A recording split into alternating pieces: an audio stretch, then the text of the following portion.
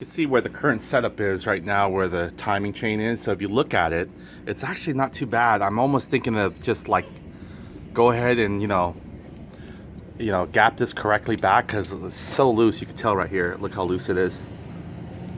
I'm not sure how I got that way. Maybe I didn't tighten all the areas first before I kind of gapped it, but we'll see.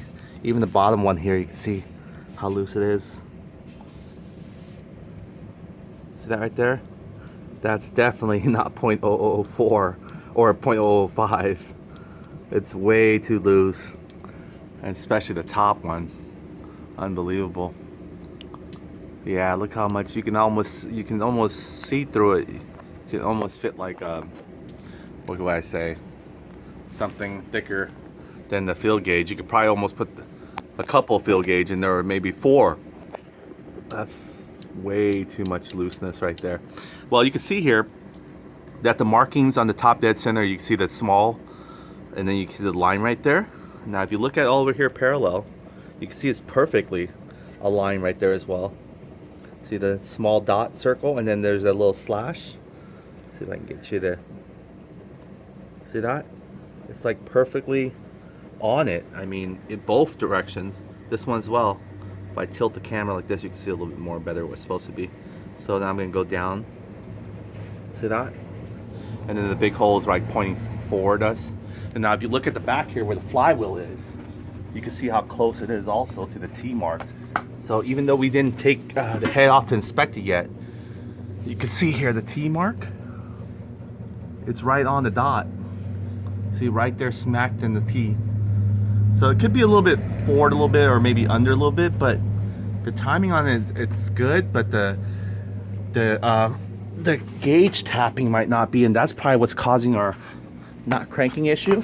So what we'll do is we'll leave this alone, because I don't want to break the cam chain tensioner and then have to re-gasket everything, and also the cylinder head gasket. So let's go and try gap it, put motor oil in it, and then put the intake manifold back on and see how it fires up. Again, I think on the next one we won't have to take in the motor oil. I want to change the motor oil anyway. I want to change it from the 1540 that I read on the sticker to what it should have been.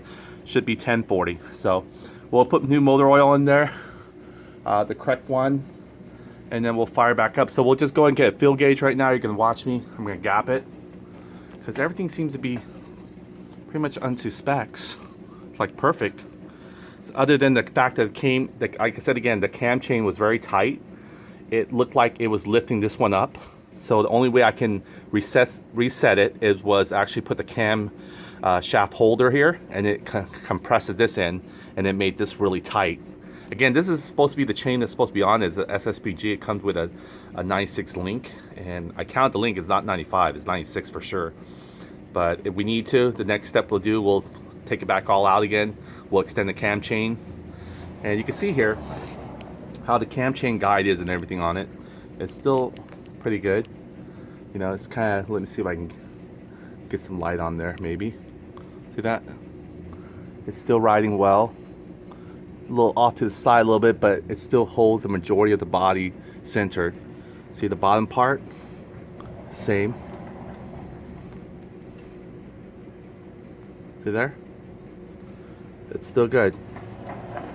These are brand new chain guides. Everything is pretty much brand new, so what am I saying? And I was going to show you later on, if we need to change the cylinder head, I'll show you how to take out the valve springs, put some titanium valve springs, as well as titanium retainers as well. So that will be another segment. I don't want to break this off because we already had blue Loctite on there. Everything looks like it's secured down now. It's just the fact that this thing started moving. So that's probably the reason why it's not cranking over. So let's go ahead and field gauge it and gap it accordingly. Let me go ahead and tie this down. There we go. Now the tools you'll need again is a 9mm and the field gauge, and you're also going to need something small. If you don't have a small, you can take a pair of pliers and hold that little small tippet here down, but I'm going to use that little small wrench tool here. That's just what I mainly had it for. And I'm going to take a 9mm. That should tighten it. But before that, you can do it by hand first, and then see where you're at, and then keep going, tighten it further. all my socket here drops to the bottom level. Let me go ahead and get that 9mm ready. And I got my field gauge ready. We're gonna go ahead and gap this to 0.004. Excuse me. And first of all, we need to even bring it close. It's not even close. You see what I mean? It's not even close to closing yet. So we're gonna have to close it up. Okay, so let me go and, wow. First of all, I gotta loosen this to be able to back it in, because it is pre-tightened already. So get my 9mm here, 9 and 11.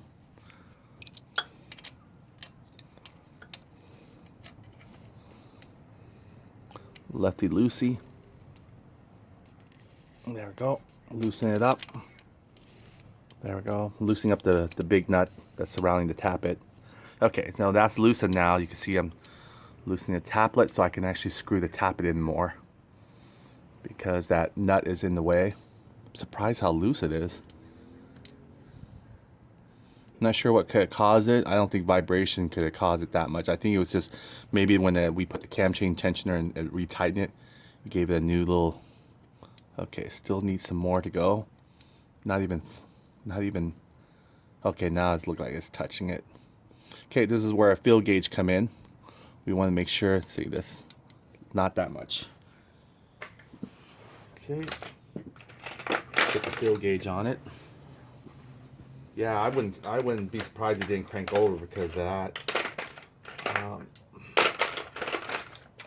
Yeah, I just don't know why things don't crank over once you sealed everything up. I know it's hard and it's disappointing to actually have to reopen everything back up. And if you need to, drain out the motor oil. But here's our field gauge here. We're going to go ahead and get the 0.004 on there. So let's go and look for it.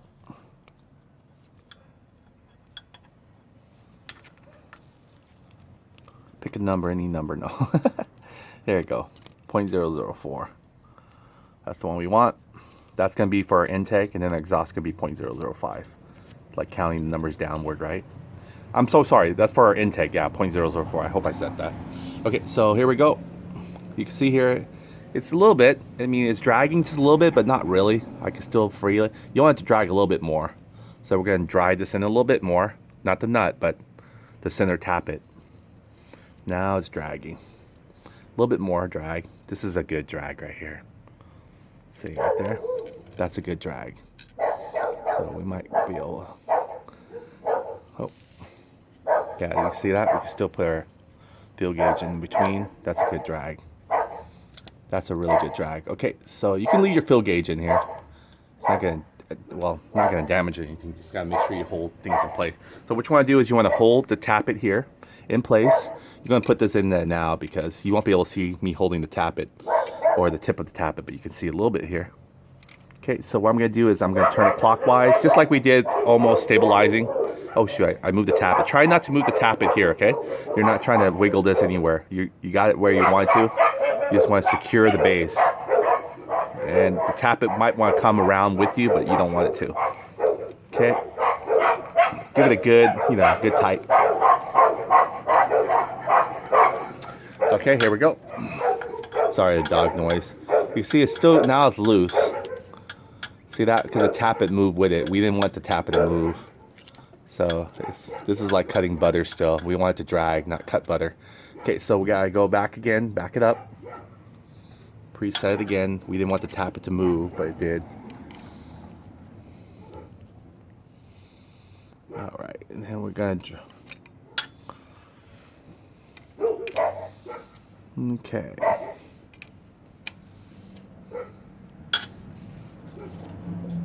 There it goes. Now it's dragging again.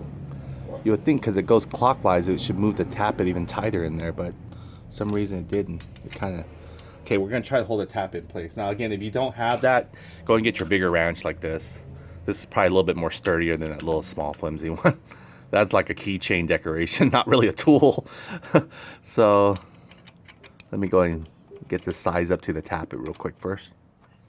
This feels a little bit more solid, even though it's huge just for a little tappet. Okay, so you want to make sure it's really gripping it. You don't want to strip it. All right, so Again, the little, there's tools for this to adjust your valve spring. It's like a one set tool. And then you can insert your little thing to hold it. There we go. Holding the tappet still. This one might look like I have more control. The tappet looked like it's still in place. Okay. Let's see now. Nice. Still dragging. Still dragging, which is good. So 0.004 if you happen to be around 0.005. A lot of people actually even do the same 0.004 for both or 0.00, but around that vicinity. It's still dragging a little bit, but not much as I want it to drag, so I'm going to try to go for perfect. So let's go ahead and break this again. And let's try to move this in more. Move our... Okay. Let's see how this feels. Yeah, this feels... Whoa. This won't even let go. You don't want that much drag. Here we go. Now it's dragging still. Alright, so we're going to hold that there with the tappet. First we got to get the 9mm in here. Okay, we'll hold the tappet. Okay, hold it still. Just kind of get yourself to stabilize your posture. If you need to lean your elbow somewhere, lean it. So you just don't want that tappet to move anywhere. Okay, here we go. Alright, there we go. Alright, now let's go and drag it and see how good. Oh yeah, it's still the same. So we're gonna have to keep playing around with this for a second. Okay, I think we got it where we wanted to now to tap it. It was a little bit difficult, but I think it's a good drag here. There we go. See how that? It's a really good drag. I can put it in.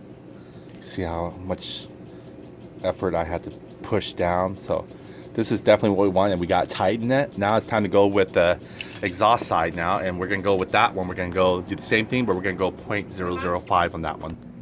Okay, it's time to do the lower one now. We got this position here. So instead of 0.004, we're going to the next one. I believe it's 0.005 after 4. Let's see here. So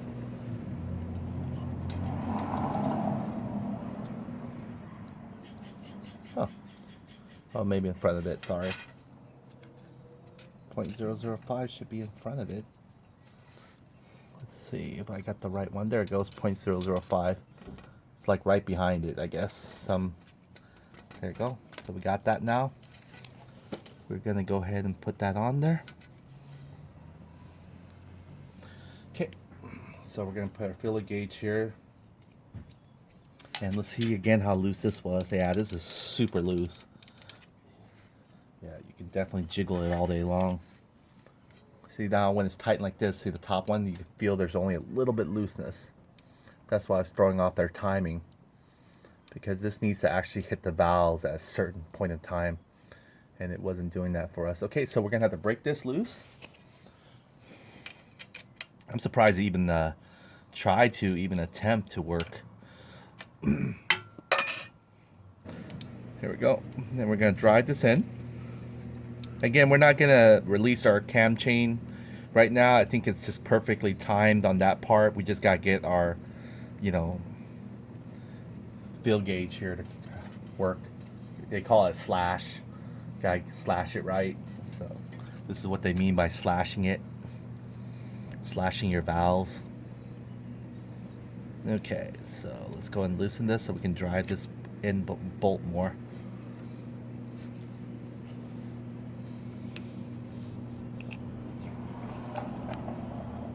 So there we go. I can lower it like this.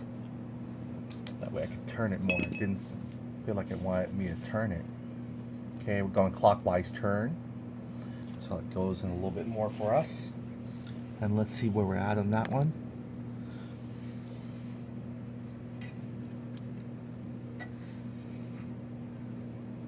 Okay, it's very loose still.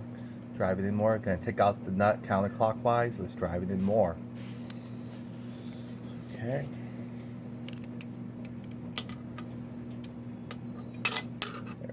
Kind of hard to turn it with your fingers still, so I have to use the wrench. Okay, now I feel like it's getting there.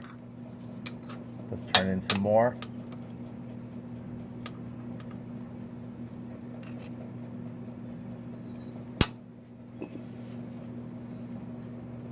Oh yeah.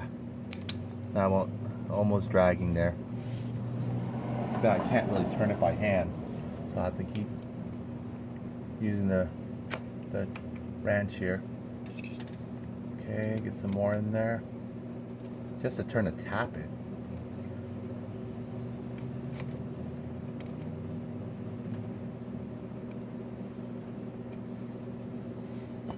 Now it feels like a drag. Still like a butter drag. We want it to be like a little bit more of a drag. Even though it probably would work with just a butter drag, but I think we're trying to aim for a little bit more closer to 0.005.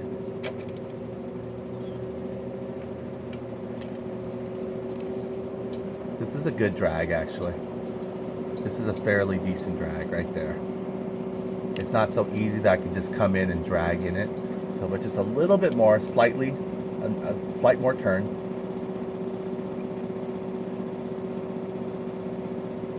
Oh yeah, this is tough now. We gotta back it out a little bit. I'm sure you can see where my finger's at, but try to back it out a little bit. This is, you don't want it to crunch. Where it crunches like that, that's not a good drag. That's too much of a drag. This might be doable. Yeah, this will definitely be doable at 0.005. Okay, so now the trick is to hold in place, secure the tappet while we drive the bolts into its base.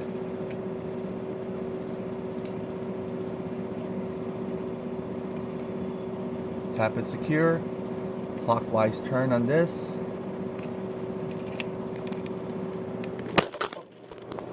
Sorry about that. There's our nag again from the top view. You guys can see it. See where.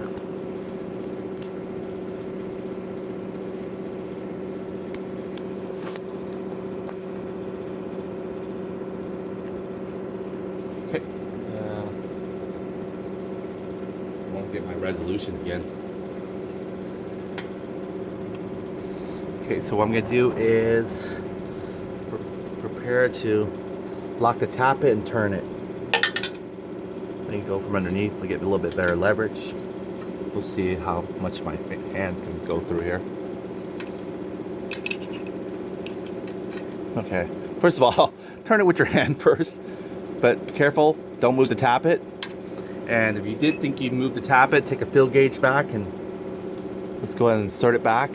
Yeah, it's still a nice drag, very nice drag. See that?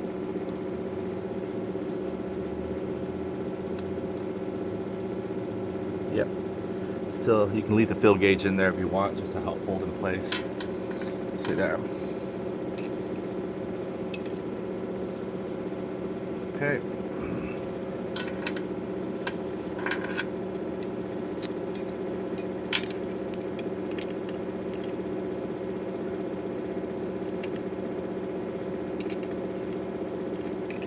Not using, yeah, it should be the 9mm.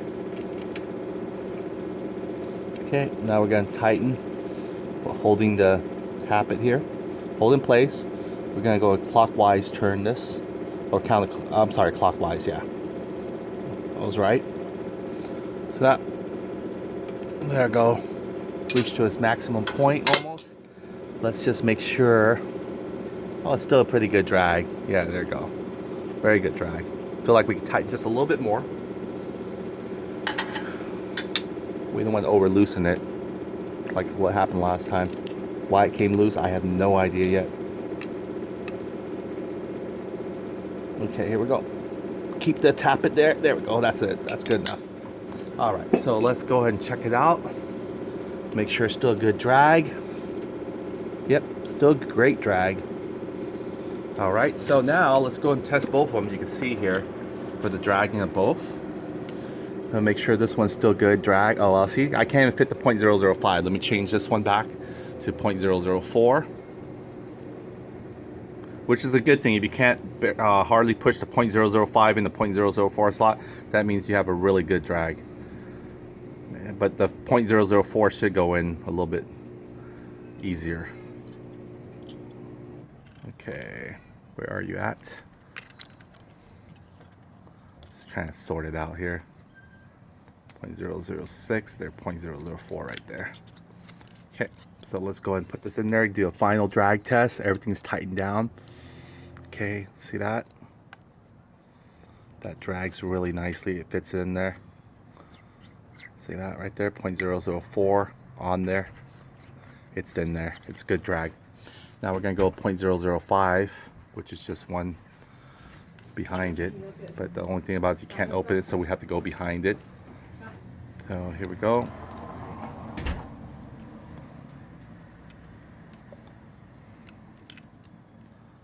There we go, .005 again. All right, so let's go back underneath it. Just double check our, triple check our work. Because the last thing we want to say is I don't think we gauged it right, or we didn't tighten it quick enough. Okay, so this one seems like it's a little lesser drag, but it's still a good drag though. You can see here. See that? It still drags. So that means like I'll just push it a little bit and you can see how it conforms the fill gauge here. See that? So that's still, that's a good drag. It's not tight as the other one, but it's still a good drag. If we put .006 in there, we still should be able to not fit it in there forcefully maybe, but not like easily. So let me go and find .006 to test out the .005 exhaust.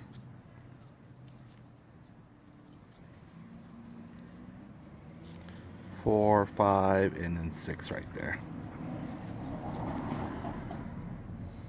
Okay, we'll put .006 in there. Go from underneath. Try and get underneath it as much as I can here from a different angle. Okay. Okay, we're gonna go in .06. Try to put .006 in there. See that? It barely. It's horribly drag. It crunches it up. Like, see, it's not point. So that's a good drag. Oh boy, I gotta pull it out. Yeah, you don't want to force it in there. Now, hopefully we didn't gap our .005 again. So let's go and put .005 to make sure it's still a nice drag.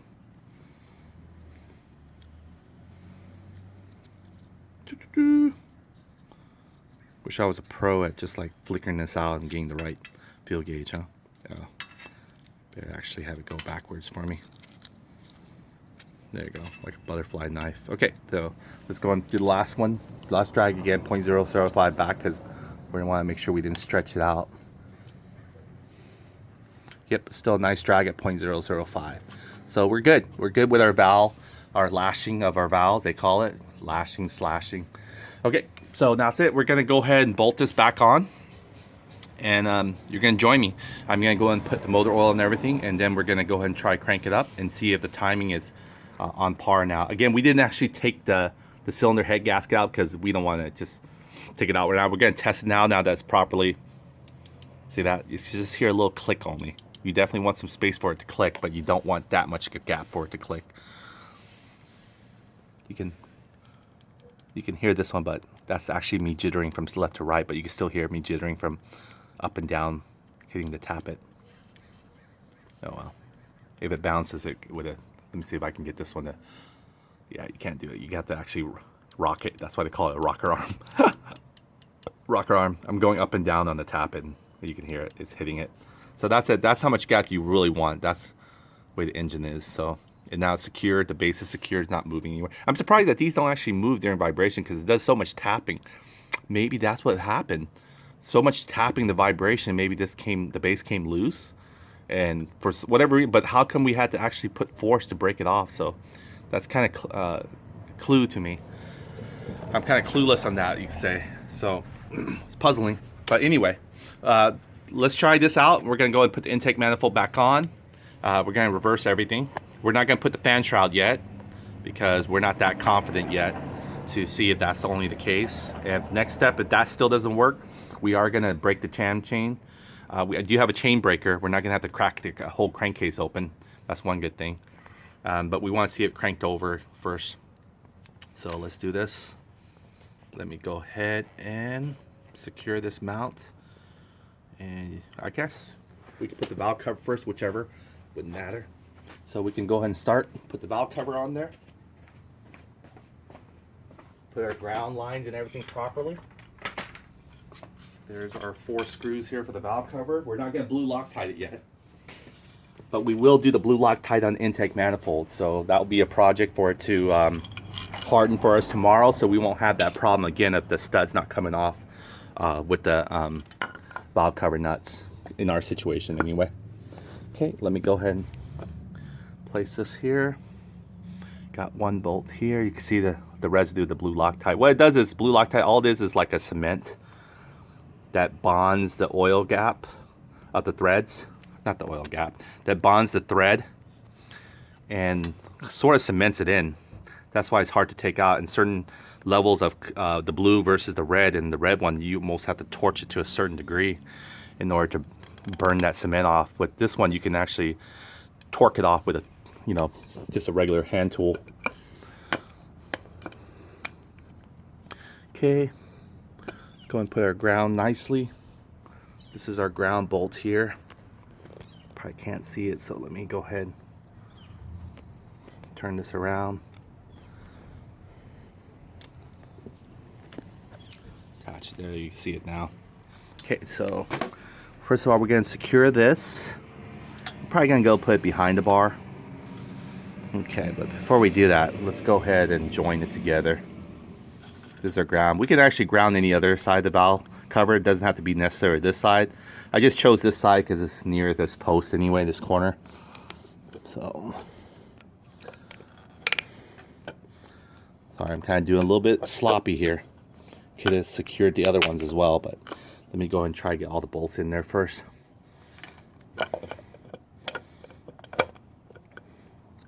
We get 1 bolt in there, we might be able to use it as a handle for our other bolts. Maybe even this bolt's there.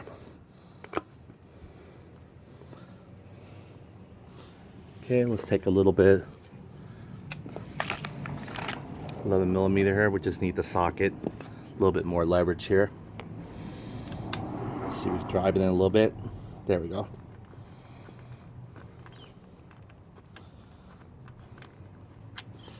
Alright, drive this. We're not going to torque it in yet. In fact, for just testing now, we're just going to hand tighten it. We're not going to over torque it. We just want to make sure we seal it to prevent any oil flow coming back out. And we might even install the air compressor now on it. So we got 2 more here in the bottom. Put those lug nuts in there. And we got this one right here. And we're not going to actually even mount the engine on there. We just want to hear it turned over. So we're not going to mount the rear shocks in yet either. One less step for us to take back off when we need to. We're just testing to see if this cranks over now with the correct tightening of the valve springs. Okay.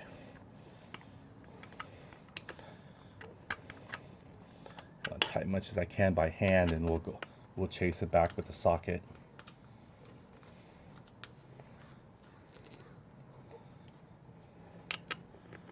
This one on top. Okay, it looks like we might have to chase it with the socket now. All right, let's do it.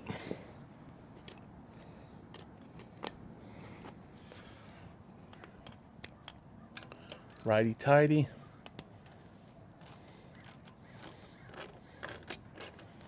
Still, you want to do it in a star pattern for good practice, because it will affect the teeter-tottering of the bolts being compact evenly.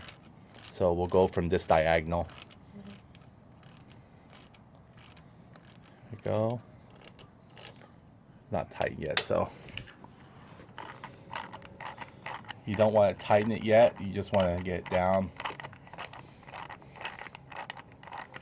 evenly as possible. Do one at a time if you need to. These are pretty good long valve cover bolts. And definitely want to connect our ground, because that's the problem we had last time, was our ground was shortening it. Okay. This last few here. take out our spider. This is what I've been using, by the way. This is the tripod here, how it flexes and folds. You can get at Target. They're really inexpensive. They're like 20 bucks. It helps me see this right here. So we're gonna have to probably push the engine forward. Get a little bit more room here to keep it taut. Gotta be careful. You want to hold the engine, or make sure that the. Let me go and see if I can tighten it more by hand. It seems like, yeah, I can tighten this more by hand. So I can't tighten my hand anymore. That's when we'll get the socket back on it.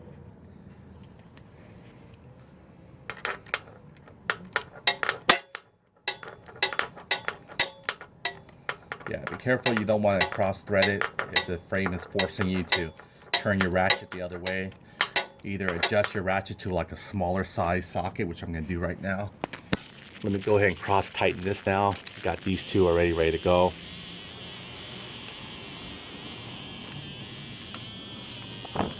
Okay, so we got this one here. It's hand tight or tool tight.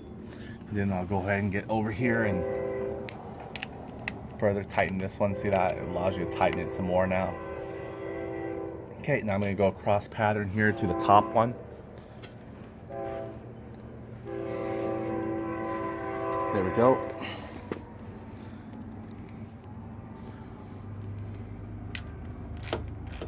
Much easier. All right, we'll start laying our ground foundation here. We'll plug back our positive crank ventilation hose.